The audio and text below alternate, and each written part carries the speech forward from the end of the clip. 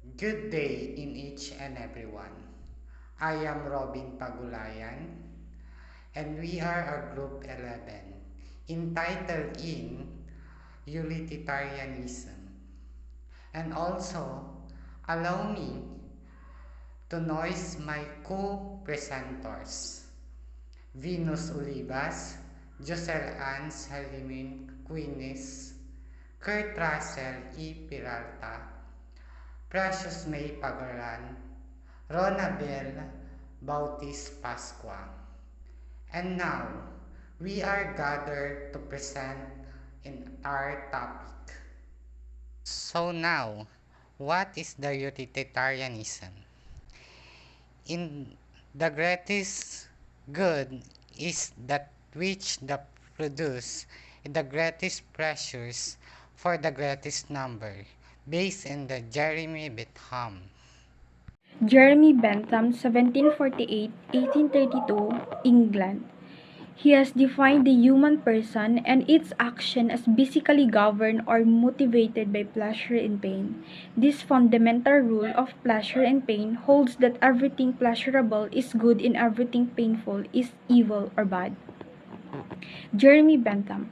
He is an English philosopher, economist, theoretical jurist, reformer, and thinker. His most important work is an introduction to the principle of moral in legislation. As founder of utilitarianism, he is greatly respected for having involved in making presence more humane, campaigning for greater democracy and free education, improving working conditions, employment, minimum wage, sickness benefits, and old age insurance. Si Jeremy Bentham was the father of utilitarianism, a moral theory that argues that action should be judged right or wrong to the extent they increase or decrease human well-being, or they called utility. Utilitarianism or utilitarian theory comes from the Latin word utilis, which means useful, beneficial, profitable, advantageous, and serviceable. It is considered as the most influential teleological or consequential. It is claimed to have long originated from the Greek Epicurus, 341 to 271 BC, who that the end or purpose of all actions is primarily to attain pleasure for oneself, the limitation of desires, and removing the fear of death and of goods. So, when individuals are deciding what to do for themselves alone, they consider only their own utility. For example, if you are choosing ice cream for yourself, the utilitarian view is that you should choose the flavor that will give you the most pleasure. Utilitarianism or utilitarian theory. In utilitarianism, what is good or right is anything that is useful, beneficial, advantageous, and serviceable in the consequences or ends. The end justifies the means, including the intention. Intentions and means are neither good or bad. Utilitarianism opposes duty, reason, virtue, God, emotion, self-interest, love as the basis of morality. There are two types of utilitarianism. First, utilitarianism. The principle of unity is the directly applied to every moral actions. The right act is the one which bring about the best and of the less amount of wrong or bad ends. So, according to the theory, actions that make people happy and ethically correct. Therefore, any actions that leads to more people being happy and few people sad is ethical. For example, nakadepende sa'yo kung ano yung magiging mood mo a day.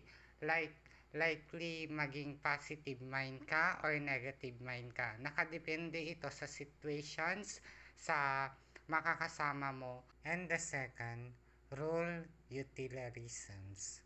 The principle of unity is applied to validate any rule of conduct or moral principle. The rights or good rule is the one which bring about the best and or the less amount of the wrong or bad ends. For um, for example, inutusan kang bumili ng iyong magulang ng mga pagkain nyo, grocery stock, ganon. Then, in-specific niya yung bibilhin mo, ganon.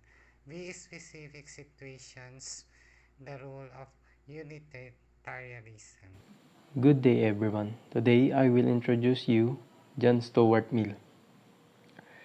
John Stuart Mill.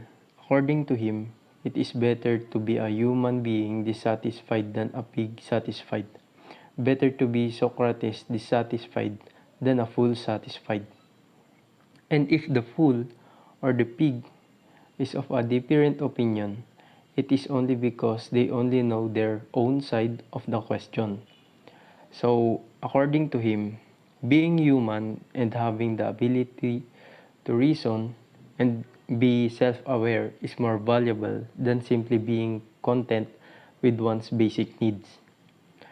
Even if it means being dissatisfied, it is better to strive for personal growth, knowledge, and wisdom than to be satisfied with a life that lacks these qualities.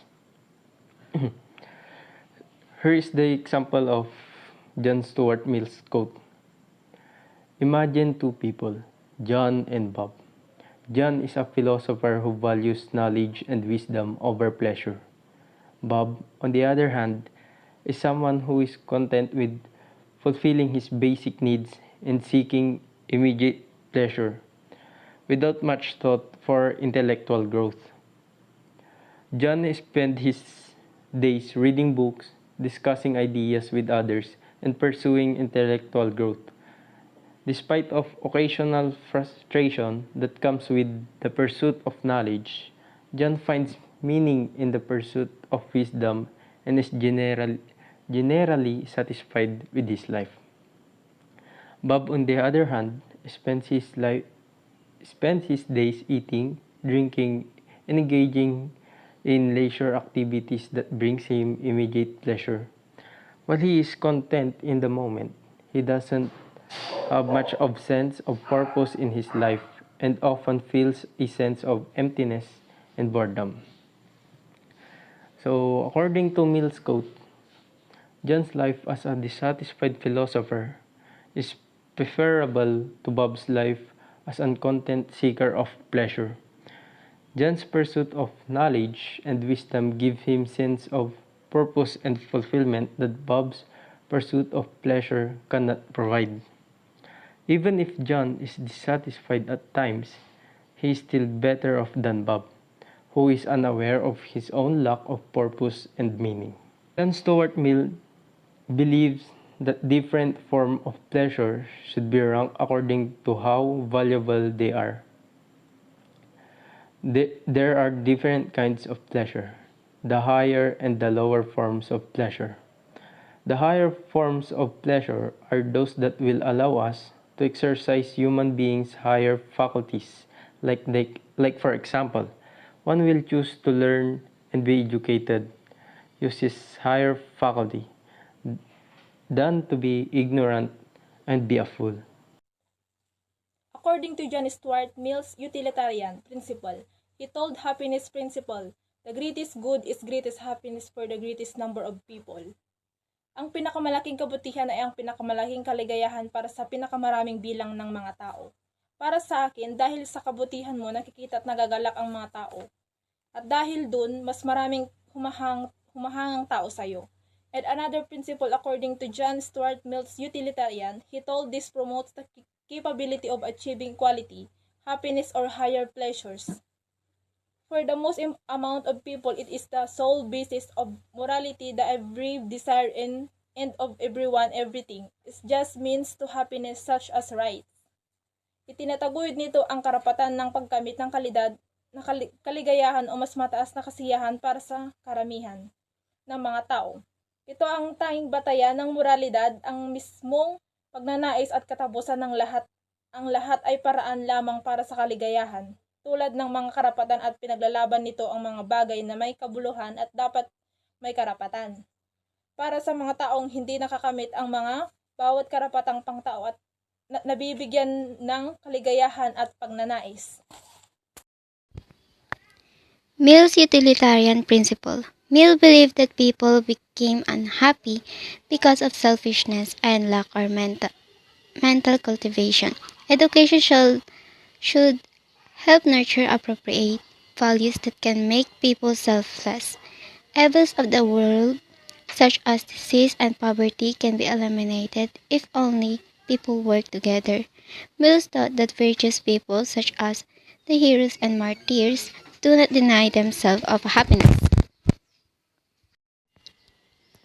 Mill's utilitarian principle, rather, they sacrifice happiness for the greatest end of the happiness of the greatest number of people.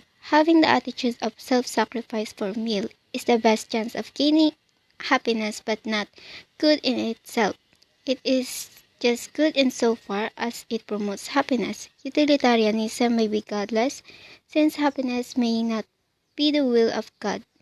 But Mill thinks that if God desired the happiness of all his people, then utilitarianism could be a better religion. That for all.